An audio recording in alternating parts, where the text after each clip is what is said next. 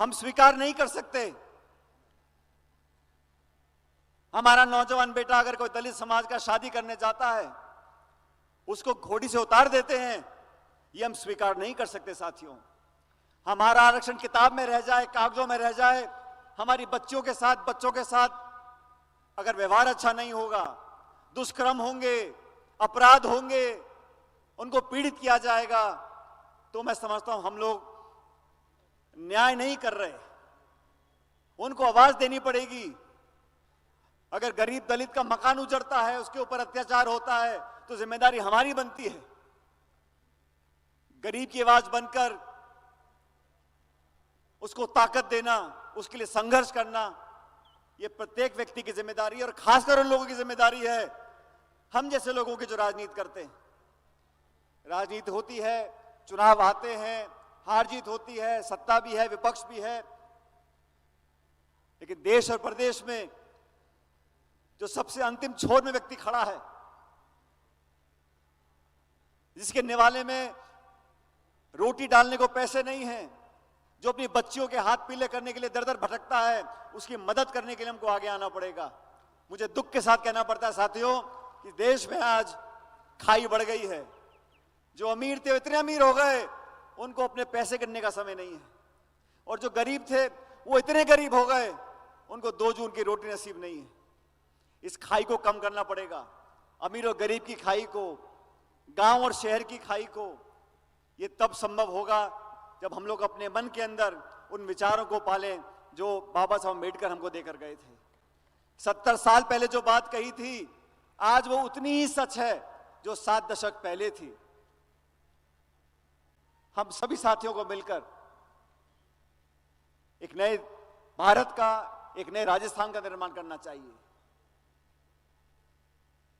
हमारी कलम की स्याही गरीब, पिछड़े, दलित, आदिवासी, उन लोगों की मदद के लिए होनी चाहिए जो लोग आज भी हमसे पीछे रह गए।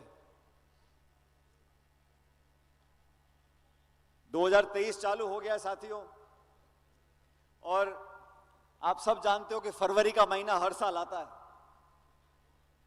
लेकिन इस साल का जो फरवरी का महीना है, उसमें आपने देखा होगा कि प्रधानमंत्री नरेंद्र मोदी जी दौसा जा रहे हैं, हमारे असद ओवैसी जी टोंक जा रहे हैं। मैं समझ गया कि चुनावी साल है, तभी मोदी जी दौसा जा रहे हैं, असद ओवैसी टोंक जा रहे हैं। ये दोनों हमारे नेता 4 साल से कहां गायब थे? सड़कों का उद्घाटन करने के लिए जब चुनाव आए हैं तो आप बड़े बड़े भाषण देने आ रहे हो, चुनाव आए हैं तो आप मजहब की बात करते हो, धर्म की बात करते हो, लेकिन चुनाव से पहले भी आप नहीं थे। और मैं आपको वादा कर रहा हूं, जिस दिन राजस्थान के चुनाव खत्म हो जाएंगे, ये लोग फिर यहां से गायब हो जाएंगे। ये तो यहां हम सब लोग जो बैठे हैं, आप सबके दुख सुख के साथी हैं, और आप भी जानते हो, मैं भी जानता हूं, ये चुनावी साल है। हम लोगों ने बहुत मेहनत कर कर आप सबके आशीर्वाद के साथ राजस्थान में सरकार बनाई थी, और वो लोग जो सिर्फ राज करना जानते हैं दिल्ली में बैठकर, जिन्होंने हमेशा किसानों के विरोध में कानून बनाए हैं, जिन्होंने बहुत मजबूरी में इस महान व्यक्ति को हाथ जोड़ने के लिए मजबूर किया है, वो लोग जो सिर्फ धर्म के नाम पर राजनीति कर कर सत्ता में हासिल करके बैठे हैं, वो लोग जो 8 साल से देश में राज कर रहे हैं लेकिन महंगाई को रोक नहीं पाए, बेरोजगारी को रोक नहीं पाए, वो लोग जो चुनाव से पहले आपस में झगड़ा कराकर, भाई से भाई को लड़ाकर राज करना जानते हैं, मैं उन लोगों को बोलना चाहता हूं, आप छत्तीसगढ़ में आज सुबह सुबह आपने ईडी का छापा बढ़वाया है।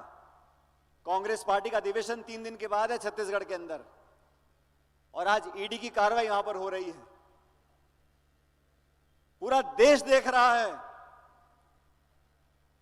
मौका परस्त लोग जो भावनाओं को बढ़ाकर लोगों का वोट लेकर राज कर रहे हैं, हर मोर्चे पर देश को फेल किया है। 70 साल में इतनी बेरोजगारी नहीं जितनी आज है।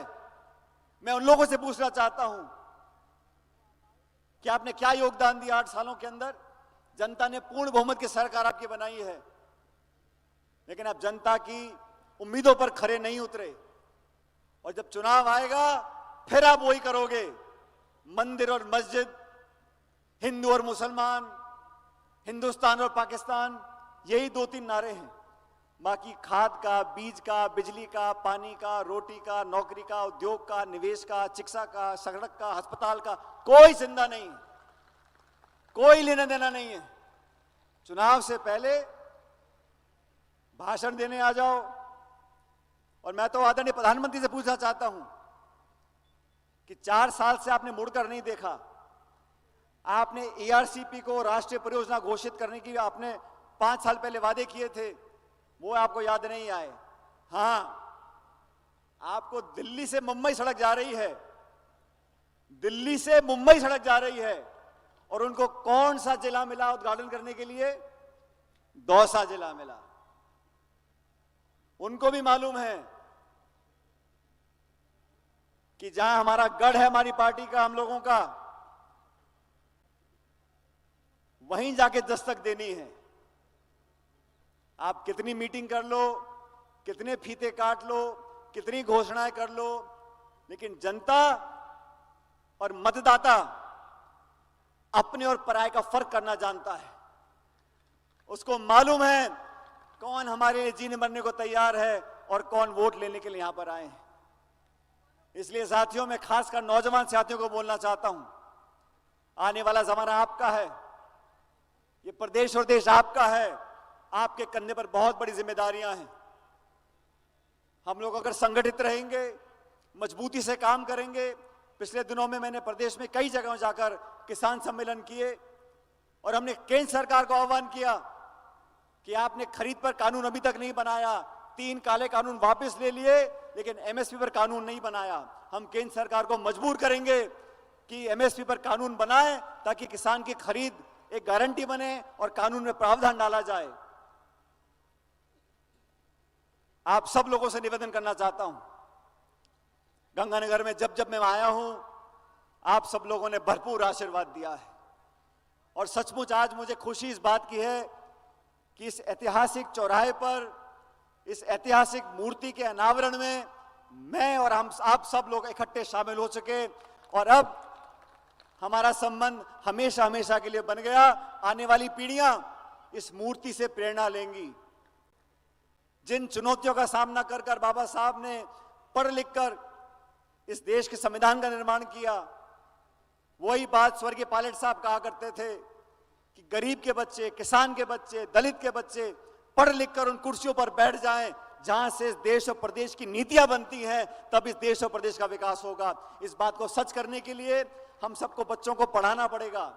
हमारे बच्चे बच्चियां पढ़कर कलेक्टर, एसपी बने, एमएलए, एमपी बने, तो वो सब जानेंगे कि गांव में हकीकत क्या है, गांव में चुनौतियां क्या है, वास्तविकता क्या है, और अपने आप वो ऐसे नियम, कानून, बजट बनाएंगे कि हमारे देश प्रदेश का विकास हो सकेगा।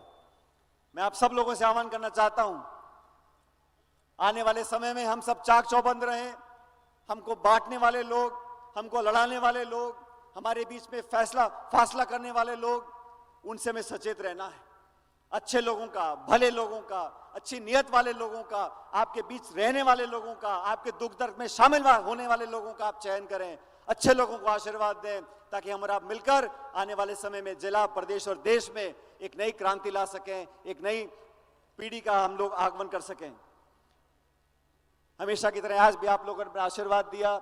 मैं खासकर से करुणा जी का, अशोक जी का, सभी साथियों का धन्यवाद करना चाहता हूं, और खासकर इस समिति का जिन्होंने अंबेडकर जी की मूर्ति का निर्माण भी किया, योगदान भी दिया, आप सबको यहां पर आमंत्रित किया, और मुझे भी इस ऐतिहासिक क्षण में भागीदार होने का आप लोगों ने मौका दिया। मैं हमेशा आपका आभारी रहूंगा। मैं तो परमपिता परमेश्वर से कामना करता हूं, ऊपर वाले से दुआ करता हूं कि आप सब हमेशा खुश रहो, फलो फूलो, आगे बढ़ो। हमारा आपस का प्रेम, प्यार, भाईचारा, कोई हिंदू है, कोई मुसलमान है, कोई सिख है, कोई अगड़ा है, कोई पिछड़ा है, कोई आदिवासी है, कोई दलित है, हम सब हम सबका खून लाल है, हम सब एक दूसरे के भाई हैं। हमें इस भावना को आगे बढ़ाना है और देश और दुनिया को दिखाना पड़ेगा कि हमारी एकता में कितनी ताकत है। इस एकता को बनाए रखो। भगवान हमको आने वाले समय में बहुत सारी खुशियां दे। आपका आशीर्वाद हम पर हमेशा बना रहे। बहुत बहुत धन्यवाद। जय हिंद। राम राम साहब।